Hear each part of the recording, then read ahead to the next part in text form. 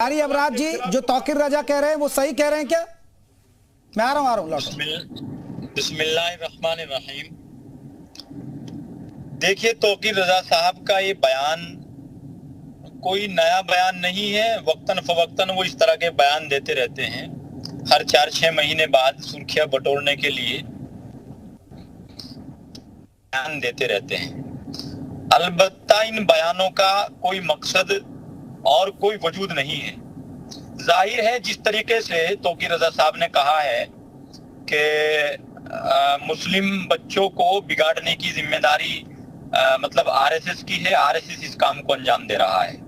मैं तौकीर रजा साहब को बताना चाहता हूं आपकी मारिफत से कि कभी किसी कौम की तनज़्ज़ुली की जिम्मेदार कोई हुकूमत या कोई संगठन नहीं हो सकती है।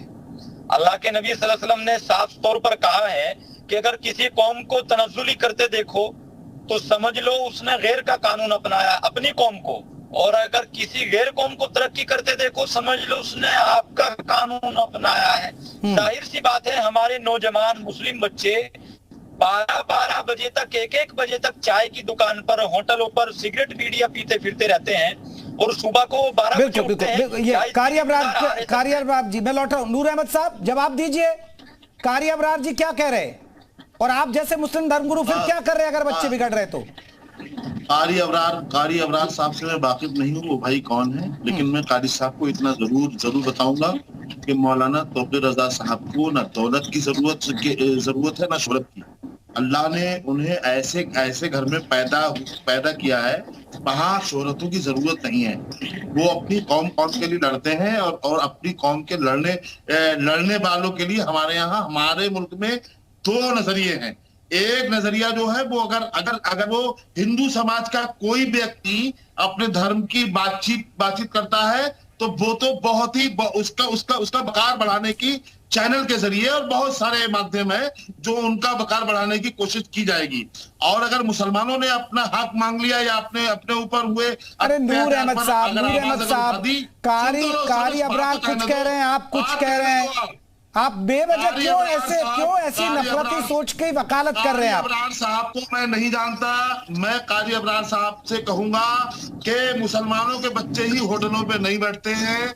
आप सही से मुशाहिदा कीजिए, होटलों पर बैठने वाले सब समाज के बच्चे हैं जो बैठते हैं, और हर समाज के लोग अपने अपने मजहब के तो अच्छे। तो फिर आप क्यों कह रहे हैं कि बिगड़ गए बच्चे, जब आप खुद ही कह रहे हैं कि मुस्लिम बच्चे अच्छे हैं, वो बिगड़े नहीं, तो फिर क्यों आरोप लगवा रहे हैं? फिर आप क्यों संघ पर आरोप लगा रहे हैं? अब आप गलत ढंग से हमारी बात को ले जा रहे हैं। जल्दी से कारी अबरार जी, मेरे पास थोड़ा सा वक्त बचा, जल्दी से जवाब दीजिए। नहीं, ठीक है कारी अबरार।